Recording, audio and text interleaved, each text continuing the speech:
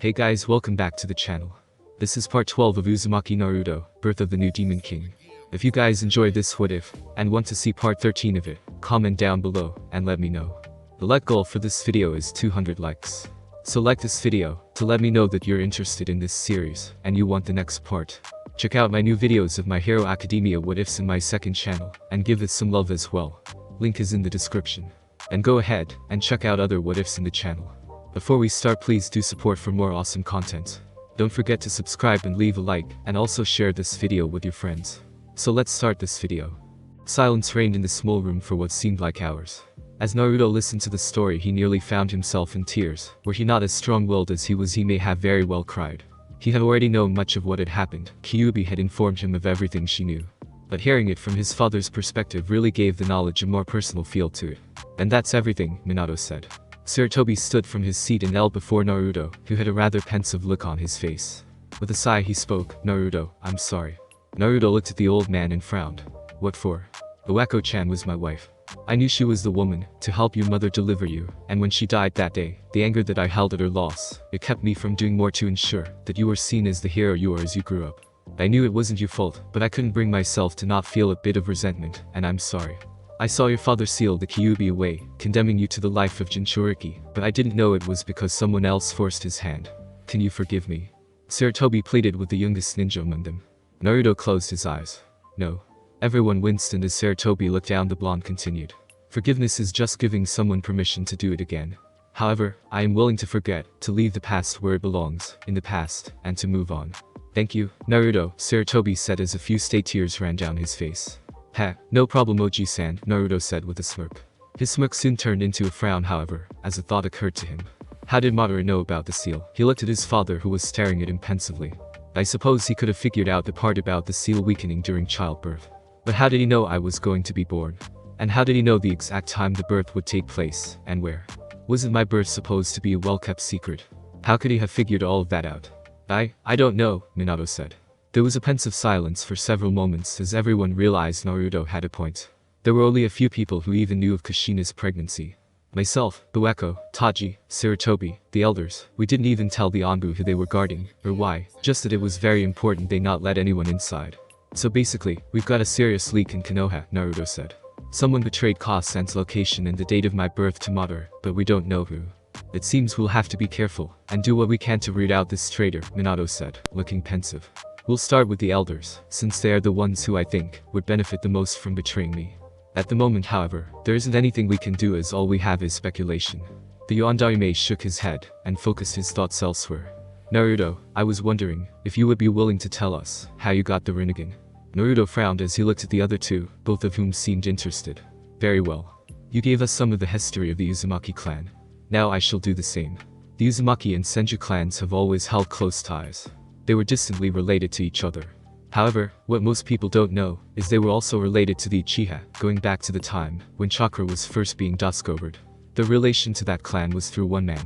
You may know him as the Rikidou Sennin. Birth of the New Demon King. Kyubi walked down the hall of one of the many strongholds of the Kitsune clan. The walls of the hallway were dark beige stone, with glittering candles lighting the area.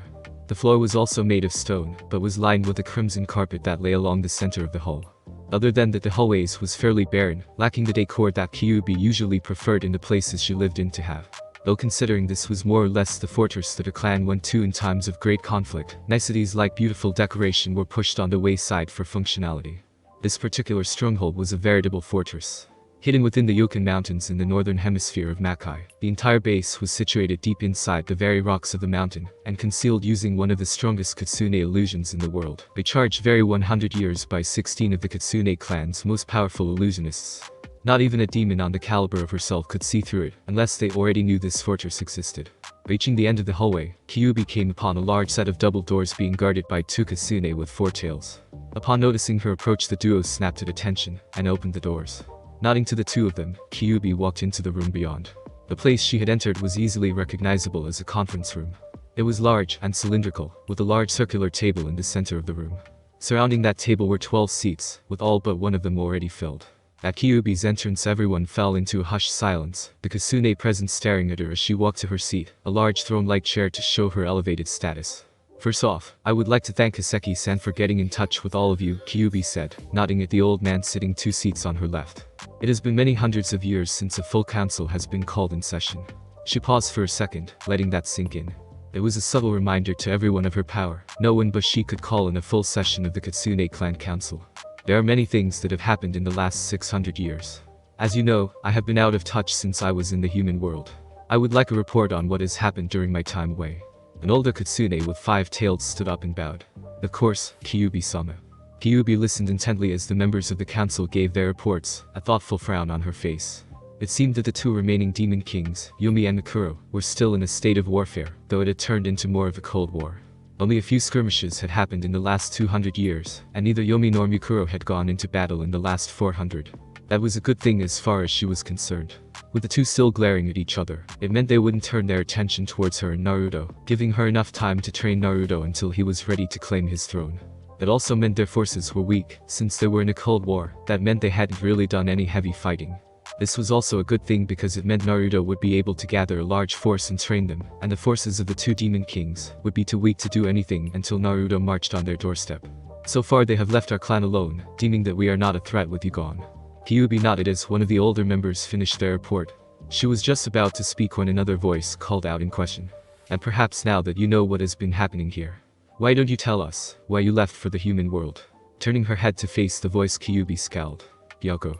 I had not realized you were a member of this council, she said in a dangerous voice. The one known as Yako, a 7-tailed kitsune with long white hair and carmine eyes, smirked. I was promoted 400 years ago, when one of our counselors died from lingering injuries. But you did not answer my question. You almost make it sound as if I am answerable to you, Kyubi said in a dangerous voice. She leaked out a fraction of her power, letting the 7-tailed kitsune know he was treading dangerous waters.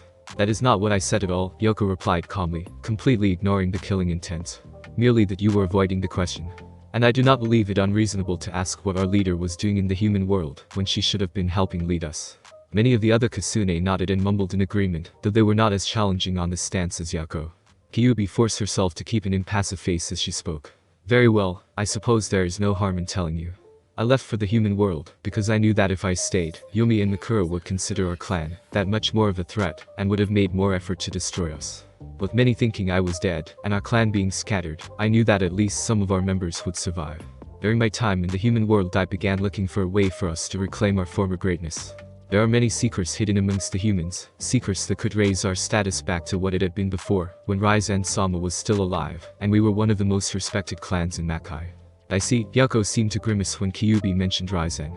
Fortunately he stilled his tongue from talking badly about the man, knowing that the Red Hat did not tolerate people who spoke ill of the former Demon King.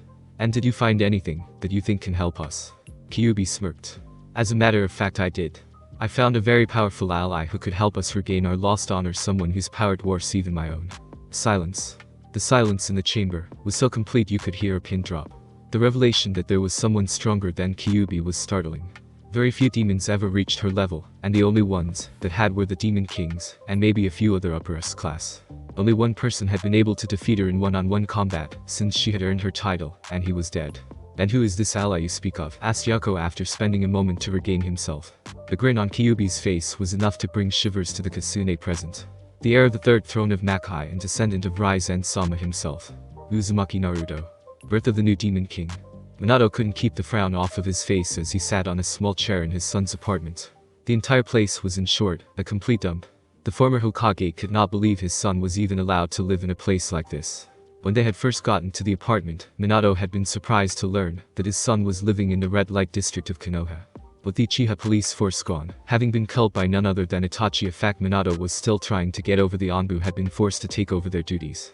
However, given that they also had to do the most dangerous missions that came in, there were too few of them to do a proper job of cleaning up some of the more scrupulous areas.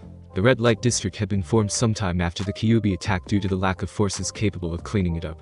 And though Minato had no proof, he suspected certain council members may actually be allowing this place to flourish, in order to line their own pockets. What made the resurrected Hokage angry, however, was seeing the state of his son's apartment. Just outside of the wall, painted in red paint which Minato suspected was done on purpose to look like blood, were the words "Go back to where you came from, monster." That alone had been enough to set off the man, and for the first time in his life, Minato had actually contemplated killing everyone in the village. Only the fact that his son told him not to stoop to their level did the older blonde relent. The inside of the apartment was just as bad as the outside. Most of the furniture was old and worn. The chair he was sitting on looked like it had been found in a dumpster and cleaned with a hose. It was a mix of patchwork cloth, and when he sat on it, he had been afraid it would break. It wasn't just the chair, all of Naruto's furniture and appliances were worn and broken down. The walls were chipped and had paint peeling off of them. The ceiling had large stains where the rain had soaked through. The floors were rickety and creaked when one walked, making it feel like they would break with one wrong step. The bathroom was dirty and had mold growing in the shower. The water heater didn't work, and the place was just an in general mess. "Here you go, Tusan," Naruto said as he set down a beaten-up looking cup filled with tea in front of his father. The blonde Uzumaki took a drink of his own tea as he sat down inside. He was pleased that the clones he had made before leaving the village had been able to get him some proper food and drinks. Looking over at his father, Naruto frowned. "You alright, Tusan?" "No?" Minato said, his mouth a very thin line. "I'm not alright. I can't believe they would treat you like this. Like some kind of monster or a demon," Naruto said with a mirthless smile. "But then, you did know how most Jinchuriki were treated when you made me one, right? You knew this was a distinct possibility." Minato winced but held firm. "I had thought the faith Konoha's people had placed in me would hold strong, and that they would at least tolerate you. I knew that things would be difficult for you. But I had never imagined that the people I sacrificed myself for would treat you this badly. Most leaders aren't capable of thinking the people they lead could commit such atrocities," Naruto said sagely. "There wouldn't be leaders otherwise. If you don't have a deep-seated love for the people to the point that you can willingly place blind faith in them, how can you effectively lead them?"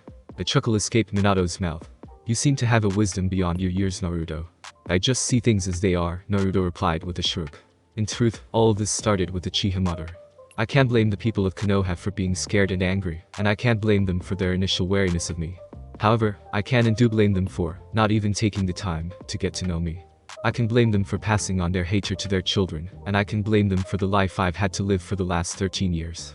These are choices they made, and while they may have been a byproduct of Uchiha Madara making Kyuubi attack the village, it still doesn't give them the right to do what they did." "No, it doesn't," Minato agreed. "What do you plan to do?" "I still plan on becoming Hokage," Naruto said after a moment to take another sip of his tea. "Not for the people of Konoha, but for Konoha itself." The blonde took a moment to compose his reasoning before continuing. "Konoha was once a great village. Its shinobi were widely respected as some of the best while under the guidance Senju Hashirama, its people once loving and kind. While it wasn't perfect, as it was a shinobi village, and still committed many atrocities against its enemies, it was probably the most idealistic place to live amongst all the hidden villages. However, all that changed. I can't say when, as I have not been alive long enough to know that. But I suspect it was after Shodai Sama died. He was the heart of this village, and with his death I don't think Konoha ever truly recovered. It was a slow process, but this village became an ugly place, filled with greed and hatred. No longer being guided by the Hokage, the council has almost total control of all civilian affairs. And many shinobi ones too, I suspect." "You're right," Minato said. "When I first became Hokage, I could see how many on the council acted. It was only my feared reputation that kept many of them from publicly acting against me. However, I had always suspected that they were committing illegal acts on the side. Money laundering, smuggling, drug dealing, subverting my shinobi forces on false pretenses. I have no actual proof other than a few dead ends and false trails, but I know that many on the council have been corrupted by greed and the power their position offered. Which is why I'm going to change that," said Naruto. "I plan on fixing this cesspit of a village and bringing it back to its former glory." Truth be told, while Naruto felt respect for the Konoha of old, the current village held no place in his heart. Were it not for the fact that there were a few people he considered precious, that he knew would not leave it, and were it not for the fact that he was more or less using Konoha as a testing ground for his leadership abilities, Naruto would have left and let this place die, rather than restore it to its former glory. "Then I'll be sure to help," Minato said, getting his son to look at him. The former Hokage grinned at his son. "I have faith that if anyone can change this place for the better, it's you." "Thanks, Tusan," Naruto smiled. He was still a little unsure about his father, not in any negative way. However, he just wasn't sure what sort of relationship they should have. The blonde Uzumaki had been forced to grow up very quickly. His innocence and youth had been irrevocably shattered when he ran afoul a drunk villager for the first time. The front he had put up in front of everybody, that of the happy and ignorant child with a penchant for trouble, had been unknowingly crafted in order to keep his mind from breaking. With the unlocking of his demonic side, that front had been wiped away, leaving behind the scarred but emotionally strong adult that Naruto had been forced to become. He didn't have any real need for a father. He had raised himself, and his time growing emotionally was over. His ways were set, and he had no need for the guiding hand of a father. Still, Naruto felt hopeful that he and his father could have some kind of bond, but it would have to be a friendship of equals. Of brothers, not of father and son. While Naruto was thinking about what it meant to have a father, Minato studied him. It was rather interesting to see the combination of himself and Kushina in Naruto. The blonde had a mixture of his and Kushina's face. He had Minato's eyes and jawline, but his mother's nose. However, the former Yondaime Hokage could also see areas where his son was completely his own person. Namely, the fangs that protruded from his upper lips and the fact that his fingernails were slightly clawed like an Inuzuka's. "Naruto, do you mind if I look at the seal?" asked Minato. "You want to look at the seal?" asked Naruto guardedly. "Why?" "Well, I just noticed that you have some interesting features. And I wanted to make sure it wasn't due to the Kyuubi's influence." Naruto sighed. He had known this would come up, but had been hoping he could put it off. "Oh well. About the seal, I think there is something you should know. You see, Kyuubi is no longer sealed inside of me. In fact, the seal no longer exists." "What?" Minato asked calmly, as if he had not heard right. "There are some things I didn't tell you in the Hokage's office, because they are private, and I don't want anyone else to know yet. I would ask that you keep any thoughts and comments to yourself until I'm finished, okay?" He paused and waited for his father to nod before continuing. "Now the first thing I believe I should tell you is that Kyuubi didn't have any intention of destroying Konoha that night.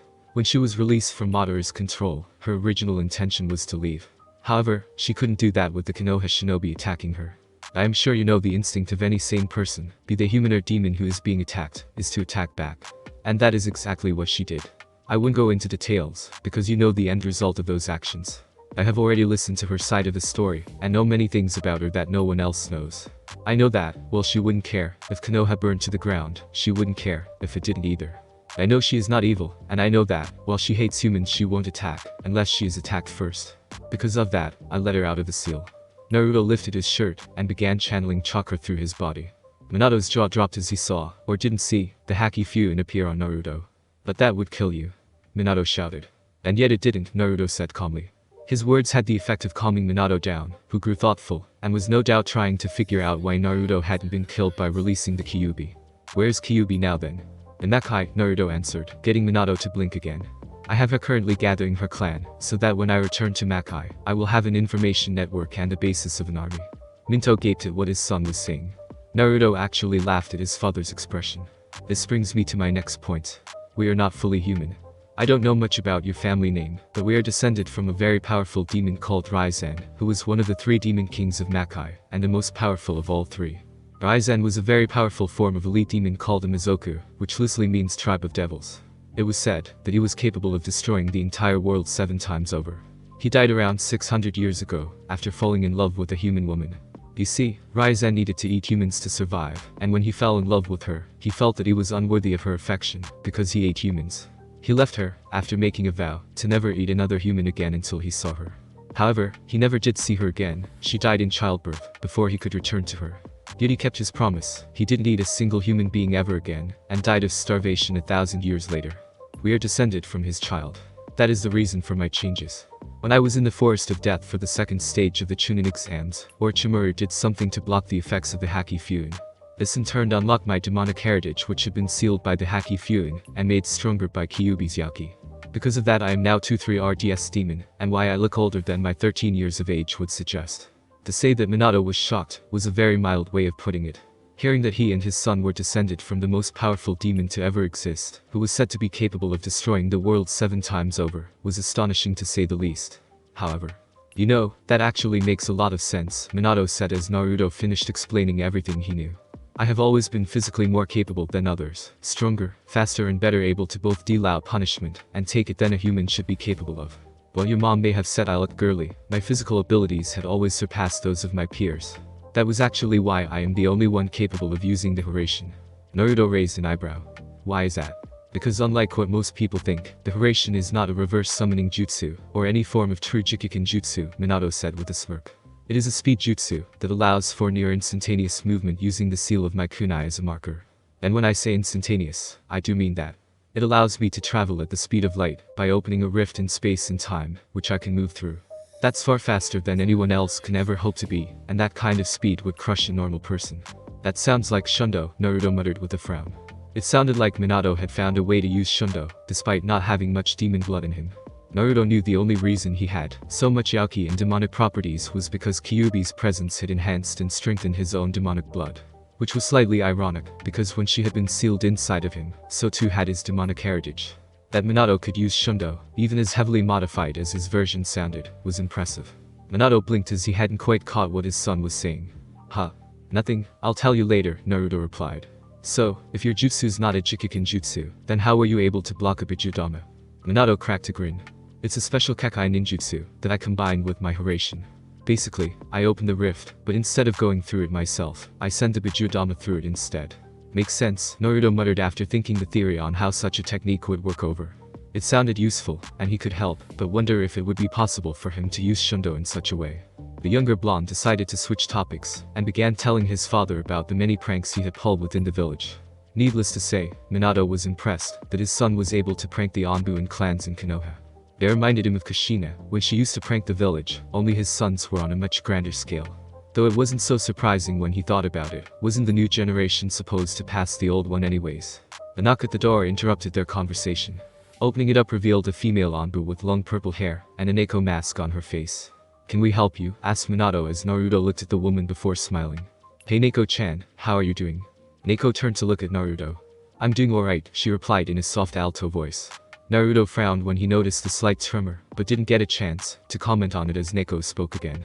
The council has requested a meeting you with, Yondarime-sama. The council requested. Minato asked, eyebrows. I was not aware the council could request anything, it is not they who control the shinobi forces. Neko shuffled her feet unsurely. I am just a messenger, Yondarime-sama. Right, Minato sighed. Is Sarutobi aware of this? Yes. Very well, tell him my son, and I will be there in a few minutes, Minato said, closing the door on a stunned Neko. The older blonde turned to look at Naruto. What do you think? Naruto blinked as his father asked for his opinion, but shrugged his slight surprise off a second later. I think the council is getting too big of a head, their egos are becoming large enough that I don't think they'll fit through a door soon. Perhaps we should help them deflate those egos. A smirk crossed the blonde Uzumaki's face as a plan began to form in his mind. So here's what we'll do. Birth of the new Demon King. The two blondes were walking side by side as the doors to the council chamber opened. The council chamber was designed much like a courtroom. Raised up on a dais was the Hokage's seat, currently occupied by a rather harried-looking Sarutobi Raizen. On chairs in front and slightly lowered were the three elders. Shimura Danzo, an old frail man who would normally walk with a cane. He had black shaggy hair, and his right eye is kept bandaged. Danzo has had an X-shaped scar on his chin ever since his youth. He wore a white shirt, with a brown robe over top of it covering from his feet to just over his right shoulder. Minato knew this man was well known as a warhawk, and had a much more militaristic view on how the village should be led. He was also the former commander of Root, and though Minato had no proof, suspected that Danzo was still leading Root from the shadows. Yudatane Kaheru, an old woman with her hair pulled back in a twin bun locked by a traditional Japanese hairpin with two pearls dangling off the side. She was wearing a simple long kimono, clothes by an obi, a jacket, and a sash over it. And the final member was Mitakato Hamura, a man with grey hair, a beard, glasses as well as a constant frown that he always wore, even in his youth. He also has a strong jawline of facial structure he had managed to retain even in his old age. His outfit was similar to the robes of the Hokage, only without the red lining, hat, or the kanji on the back. To their left was the Shinobi Council, which consisted of the clan heads, and the current captain commander of the Anbu. Minato recognized many of those in attendance, some who had been the head of their clan when he had been Hokage, and others who had not been. Of those seats, only one was empty, the seat for the police force, which had been controlled by the Uchiha. And to the other side was the civilian council. Seeing them here caused Minato to frown. During his time he had managed to separate the civilians from the Shinobi Council, as their presence wasn't needed for anything ninja related. That they were here meant they had managed to entrench themselves in power during the chaos of the Kyuubi attacks aftermath. As he and his son fully entered the chamber, everyone became silent. At least until one of the councillors spoke up. What is he doing here? A man Minato didn't recognize asked with a sneer as he pointed at Naruto. Minato's frown grew more prominent. Do you have a problem with my son, Counselor-san? He asked. The expression silent enough to hear a pin drop wasn't just an expression after those words left Minato's mouth. It was a literal description of how silent the council chamber was. Son, one of the members on the civilian council managed to stutter out after getting her voice back. Minato looked at the woman and nearly cringed at the bright pink hair she had. Seriously, who had pink hair? Did you think I would be willing to use anyone else's child to seal the Kyubi inside of? Asked Minato. It was a completely rhetorical question, merely designed to make the people in the chamber think. And think they did. For the shinobi side of the council, those who had known and worked with Minato, everything now made sense. It was well known that the man known by many, that the Kyorei Senku never did anything without a good reason, and would never willingly ask someone else to make a sacrifice, if he was not willing to do so himself. A few of those in attendance were cursing themselves for having not realized it. How could they have missed the signs? Naruto in many ways looked exactly like Minato, even when he had been a chibi, right down to those ridiculous spiky, golden locks and bright blue eyes. For the civilian side, they were not thinking about how stupid they were. No, they were now feeling a form of fear. It was well known how horribly they had treated Naruto, and it would not be hard for Minato to find that out, if he had not already. If he found out how they had treated them, they were sure it would not bode well for them. Fearful mutterings broke out amongst the civilians. A tapping on a cane soon brought all speaking to a halt. Everyone turned to the only man who would get people's attention that way, Shimura Danzo. Perhaps we should get to the reason we called you here, Minato-san, the old man suggested. Though if everything went according to plan, this man's ability at disrespects him would be blunted. Minato resisted the urge to scowl at the man, not at all liking the disrespectful tone in Danzo's voice. However, there was very little he could do. He was not Hokage anymore, and since he had died, he couldn't even be considered a shinobi of this village. Very well, why exactly have you called me here? Sarutobi was the one who took the reins for this. I was speaking with the council, and we were wondering what your plans were, now that you have been returned from the dead. I plan on spending time with my son, Minato said. I have 13 years to make up for, and I plan on making the most of the time I have here. Would you consider reclaiming the Hokage title? As soon as the Sandaime's words were uttered, chaos reigned. There was much shouting going on from the civilian council, many of them protesting Minato's return to the position. The clan heads were talking excitedly to themselves. It was obvious they at least were happy with the prospect of Minato's return. The elders meanwhile were scowling at Sarutobi, who had obviously ruined whatever plan they had concocted. Minato waited until Sarutobi managed to get ordered back into the council chambers before speaking. To be honest, I'm not sure why I should. His words caused a ripple of shock to spread through the council chambers. I gave much for this village. I sacrificed blood, sweat and tears in its defense. I killed many foreign ninja to keep it safe. I sacrificed myself and my son for the sake of Konoha and its people. And the only thing I asked for in return was that my son be treated as a hero for keeping your sorry asses safe from destruction. And what happened to that request? That very simple request, and the only thing I ever truly asked of my people. You spat on it. You completely disregarded my dying request. You showed me dishonor by not having confidence in my sealing. You showed me that you never truly respected me by treating my son like some kind of disease. Everyone was shocked into silence at the Yondaime's angry exclamations. If words had the power to physically harm people, everyone within the chamber would have been turned into nothing more than ashes at the sheer amount of anger in the man's voice. It was becoming very clear to them that Minato was not happy with their treatment of Naruto. That's not true, one of the civilian council members shouted. Do not lie to me. Minato roared, his voice actually forcing the council member to recoil back in his seat due to fright. I've seen the dump my son lives in. I saw the writing you people put up on his walls. You people disgust me. Naruto is the greatest hero this village has ever, or will ever see. Because unlike Kyuubi's previous Jinchuriki, he did not choose to house it, it was forced on him. Previous Jinchuriki? Questioned Sume, who was the only one currently capable of speaking right now. Are you telling me that there has been more than one Jinchuriki for the Kyubi? Behind his father, Naruto smirked. This was going to be good. Yes, as a matter of fact there have been two others, Minato said, his voice calming down. Only the few who knew Minato well could hear the mirth in his voice, the kind he had when he was about to drop a bombshell. The first was none other than Uzumaki Naruto-sama, the wife of Shodai-sama. Minato paused, letting that thought sink in and watching with satisfaction at the many faces that paled. And the second was none other than Uzumaki Kushina, my wife. Silence.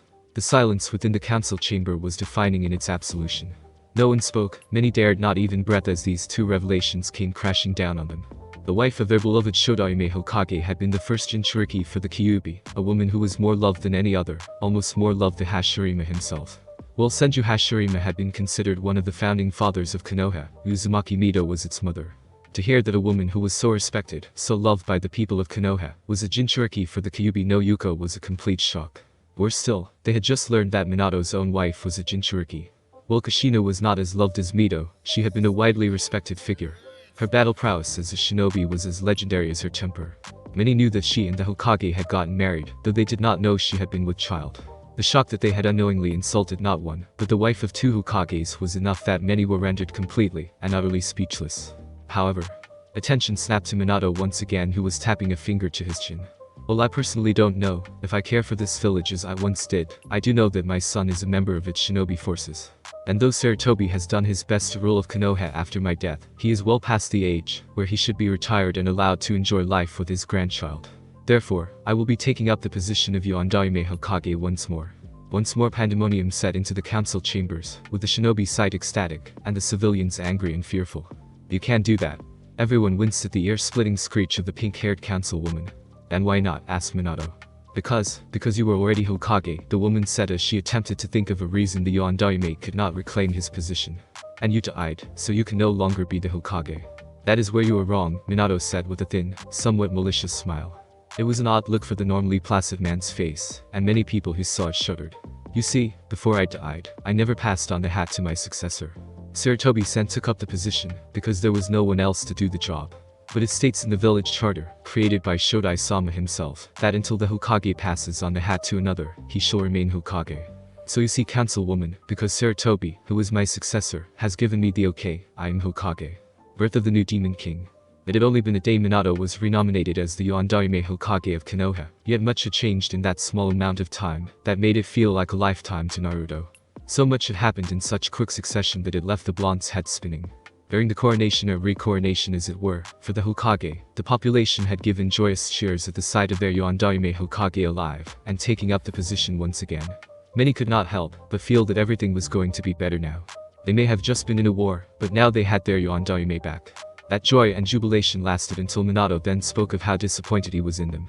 Many people after that had been shocked. They couldn't help but wonder, why was their Yondaime disappointed? What had they done wrong? After the initial shock had worn off, the people had begun whispering to each other, attempting to figure out why their beloved Hokage was so disappointed in them, that he would actually express it in a speech. Then Minato had dropped the bombshell. Naruto was his son. There had been rumors, of course, started by the many people who had seen them together. Most of the ones claiming Naruto being the Yondaime's son were shinobi, the ones who had seen the two on the forefront of the invasion. The civilians, of course, had not believed them, and said it was because the Yondaime was controlling Kyubi through the seal. Now those people who had scorned Naruto not only felt ashamed, but also afraid. They had treated the son of their hero like dirt. Worse still, Minato had given them the same speech he had to council, informing the people that two of Konoha's most powerful and well-loved female figures were in fact the Kyuubi's previous Jinchuriki. This, coupled with the blonde's disappointed, sent many into despair, and others into denial. His speech had an even greater effect on the younger generation, those who had been told to hate Naruto, but were given no reason. Now they knew, and their trust in their parents, grandparents, and anyone old enough to know Naruto was a Jinchuriki had been shattered. Many of Konoha's youth had turned away from their parents after that. A rift had opened between the older and younger generations. The problem the older generation was that none of the children and teens who had been taught to hate Naruto had any real reason to hate him. Now that Naruto was not only the son of Minato, but also the hero who held back the Kyuubi, they were no longer listening to the words of their parents and elders. The only ones who weren't as affected by the announcement to such a large extent were those who knew Naruto best, even if that wasn't very much comparatively speaking. The Ichirakus had not cared that Naruto was the son of the Yondaime. It did not change anything about their relationship. To them, Naruto was and always would be their number one customer. The now famed Rookie 9 were a group that had varied effects. Most of what they felt was shock. They had always made fun of Naruto when they were younger, calling him loser, dope, and picking on him for being a clanless orphan. To hear that Naruto was not only the son of the Yondaime Hokage, but also somehow related to the wife of the Shodai, was a kick to the figurative balls for them. Many didn't know what to think. It was almost impossible for them to come to terms with what they now knew. Naruto was practically royalty. Only two members of the Rookie 9 didn't care, Uchiha Sasuke and Haruno Sakura. For Sasuke, all he felt was anger at hearing that the dope was more special than him. He felt like Naruto was trying to take his rightful fame and glory away from him. Who cared if the idiot was the son of the Yondaime and related to the wife of the Shodai? Sasuke was an Uchiha, a clan far more famous than some stupid Hokage, and a woman of a two-bit clan. Sakura simply thought Naruto was trying to make her Sasuke-kun look bad, so she would go out with him. Not that it would ever work. Naruto was an idiot for thinking that she would ever date him just because he was the son of the Yondaime. As far as she was concerned, Naruto was still an idiot. In the days that followed, Suna had confirmed that the Kazekage had been killed after finding the man's corpse in the desert, not even hidden from view. They had sent a delegation led by Baki and Temari to renegotiate the contract for their alliance. Minato learned that the reason for their desire to see Konoha hurt and its reputation destroyed was because of their former alliance with the Hidden Leaf Village was sucking their economy dry, especially since the Kaze daimyo was sending more missions to Konoha than Suna. With that new knowledge, an alliance contract was hashed out quickly. 80% of all Kaze no Kuni missions had to go to Suna, and 20% of missions in Hai no Kuni would also go to Suna as a show of trust. It was a better deal than the smaller village could have hoped for, and they were more than happy with it. It was actually a good thing for Suna that they switched sides at the last minute. Had their forces actually fought Konoha, then Minato would not have been so giving. It was a time of change for Konoha. The Yondaime was back, and not exactly happy with its people, and Naruto was now known to be the son of Konoha's greatest hero. However, many couldn't help but wonder, with how poorly people had treated the blonde Uzumaki, was the change coming to Konoha for the best? Birth of the new Demon King. How about another bowl, Oji-san? Naruto said as he stacked the now empty ramen bowl on the rather large tower of empty bowls. Hahaha, coming right up, the owner of the ramen stand, Ichiraku Tuchi said with a laugh. Help me get another bowl ready for our favorite customer. You got it too, san. Said as she began helping her father make the food for Naruto. Said blonde leaned back in his seat as he thought about the past few days. He wasn't really sure if he liked the direction things were heading for him in Konoha. Sure, many of the citizens were being nice to him, praising the son of the Yondaime, and thanking him for protecting them from the Kyuubi, but he knew they were only doing that because of who his father was. While Naruto had always wanted to be respected, he wanted it because he had earned it, not because his father was the Hokage. He finally understood how Konohamaru must feel. To be honest, being praised because of who you were related to sucked just as much as being hated for something you had no control over. Here you go, Naruto-kun, said as she placed a new steaming bowl of ramen in front of him. Naruto snapped out of his revelry and gave the pretty ramen waitress a grin. Thanks, chan. You're the best. I don't know about the best, said, blushing in embarrassment. Naruto just grinned as he began slurping up the delicious noodles. Watching the blonde for a second, the ramen waitress regained her composure and set her elbows down on the counter, resting her chin in the butt of her hands. So is it true that you killed Orochimaru? Naruto slurped up a mouthful of noodles and swallowed before answering. Yep, I ended up getting in a fight with him and killed while Tusan was fighting Nidaime-sama. I always knew we're something special, said with a grin as she ruffled Naruto's hair. Said blonde pouted at her action, which caused her grin to widen and a small giggle to escape her. She was pleased to see that even with all of the changes he had gone through, both physical and mental, Naruto was still more or less the same kid she used to know. It was while Naruto was on his 50th bowl, having already broken his record by 20, that an Anbu appeared beside him in a sunshine. The ninja, wearing a bear mask, looked at the rather precarious stack of ramen bowls, a sweat drop forming on his head. Uzumaki-san, Hokage-sama wishes to speak with you. Naruto nodded, pleased that the shinobi wasn't one of those simpering fools who referred to him as Sama or worse, honorable son. Tell my old man I'll be there in a second, I just want to finish up my food, he said, finishing up his bowl. The Anbu nodded and left in a puff of smoke. Standing up, Naruto stretched his body out and let out a satisfied sigh of content. He threw some money on the table before leaving an extra large tip and tossed off a salute. See you two later, he called as he began to leave the stand. But before he could get out of the door, his path was blocked. Naruto blinked several times as he saw himself looking into the light brown, pupilless eyes of Mitarashi Anko. She was staring at him with a very serious expression, and Naruto was not at all sure what she was doing here. He had not had any real interactions with the Takabetsu Jonin, aside from the time she had cut him with a kunai, and then licked his blood. Not normally a best first meeting, but now that Naruto's full heritage had come out, he would freely admit her actions had kind of turned him on. Can you help you, Mitarashi-san, asked Naruto. His answer was for Anko to actually lunge at him. Naruto prepared to defend himself, but became surprised when the woman's lips smashed against his. For a second, the blonde froze, his mind trying to comprehend what was happening. However, once his brain caught up with the world around him, Naruto closed his eyes and leaned into the kiss. He might not know what the hell was going on, but that sure as hell didn't mean he wasn't going to enjoy it. He was kind of surprised. Anko's kiss was very clumsy and unsure. She didn't seem to know what she was doing, which, considering the way she acted, was not what the blonde Uzumaki had expected. This left Naruto to take over the kiss. Even more surprising was that as the kiss continued, his cheeks began to get wet. Naruto opened his eyes to see that Anko was crying as they kissed.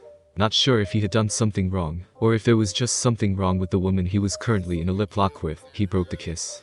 Hey, are you okay? He asked. He hoped his kissing wasn't so bad that she was crying.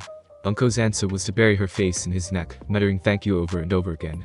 Naruto, confused and unsure, did the only thing he could think of. He wrapped his arms around the crying woman and held her tightly. Birth of the new Demon King. Naruto entered the Hokage office to see that several people were already there. His father was seated behind the Hokage desk, a stack of completed paperwork at one end. Beside him were Raizen and Jiraiya, who were currently helping him get settled back into his position by updating him on the recent history he had missed. What surprised him were the other people in the room. Shikamaru was currently standing in front of the desk with a bored look on his face. He would yawn every now and again, looking for all the world like he didn't want to be there. Beside him was a woman he didn't know. He recognized her as an Inizuka due to the traditional fang-like tattoos of the Inizuka clan on both of her cheeks, in addition to that she had a tattoo on her upper right arm that resembles a flower. Her outfit consisted of a form-fitting variation of the Konoha flak jacket, the differences being that it didn't have any front pockets, and she was keeping the front of her jacket unzipped, exposing her bust. She also wore a pair of form-fitting shorts cut just above the knee. The one thing that surprised Naruto was that she had a softer appearance than the other members of her family, not having extended canines or slit-like eyes, and spiky hair, but tied into a neat ponytail with bangs framing each side of her face. The final member of their group was Aburame Shino, who was standing near the Hokage's desk completely silent. "You're late," Minato said with a frown. Well, he wasn't all that worried. Naruto didn't seem the type to be late. He couldn't help but wonder what had held his son up. "I ran into Anko," Naruto said, shrugging as he entered the office more fully.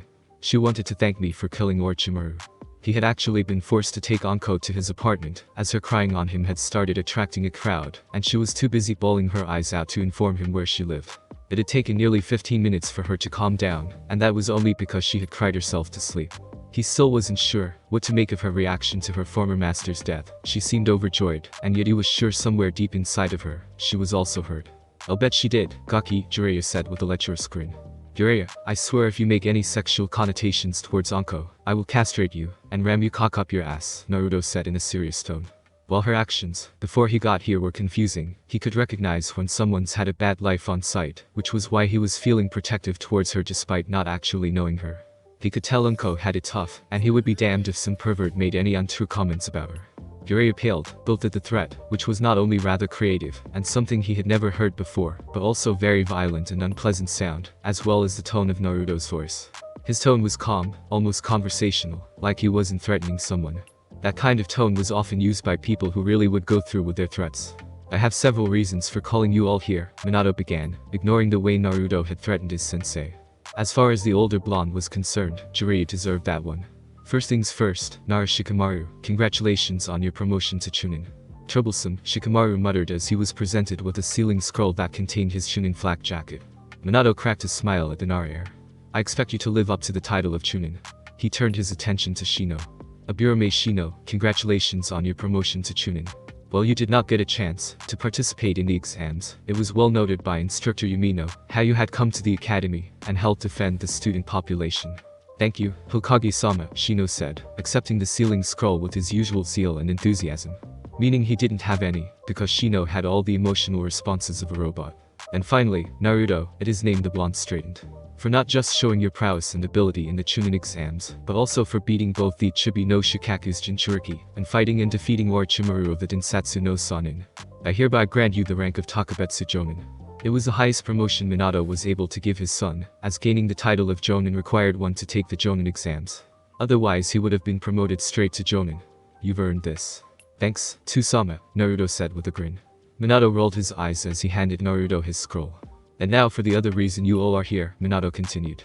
Everyone, even Shikamaru, straightened at his words. "I have a mission of the utmost importance for you. The four of you, under the leadership of Uzumaki Naruto, are to find and bring Senju Tsunade back to Konoha. Birth of the new Demon King." In a dark cave, a dull violet light pulsed and throbbed rhythmically, illuminating a massive statue. The statue was of an upper torso and head with two arms held in front of it, palms raised and fingers curved up. Its wrists were shackled, there was a bit in its mouth, and a blindfold over the upper part of its face. From under the blindfold multiple eyes could be seen, each one was currently closed. Standing on the statue's fingertips were 8 outlined figures, their eyes being the only distinguishable feature. "Why did you have to us?" The disgruntled question came from a man whose outline revealed that he had spiky hair and a large bandaged object on his back. "We're less than a day away from Konoha. There has been a change in plans," Kasame, another man said. This man had spiky hair as well, in a more messy style. However, the most distinctive feature about this man that could be seen were the eyes. Gray sclera and iris with purple ripples spread out from the center. "I want you to hold back on capturing the Kyubi until reinforcements arrive." "What? Why?" "Sasori will be able to better explain the situation," the Rinnegan-bearing figure said. The one named Sasori, a hunchback-like figure, said. Initial reports were a bit sketchy, given that Konoha was recently invaded by Oto and Suna. However, we have now been able to confirm that the Kyubi Jinchuriki was the one who killed Orochimaru. So, Orochimaru was a chump, Kasame said. We all know he was the weakest of us. It has also been confirmed that the Yondaime Hokage was returned to life via Kenjutsu that Orochimaru cast. Silence met that statement. However, the Rinnegan bearer had one more piece of news for everyone there. It has also been confirmed that the Kyubi Jinchuriki has some kind of variation of the Rinnegan. Well, shit, Kasame said.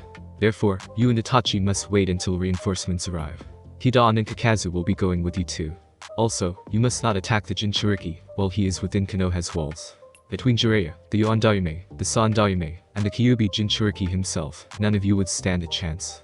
Then how do we get him? Asked a figure with glowing red eyes that held 3 tomo.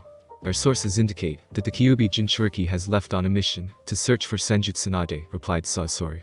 So we wait until he's far enough away from the village that he can't call for help, then we attack. Asked Kasame. Yes.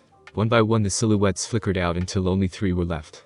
The spiky-haired ring-eyed man, another man with a mask that had a swirl-like pattern that converged on the right eye, and the only woman of the group, her hair decorated by a single paper rose.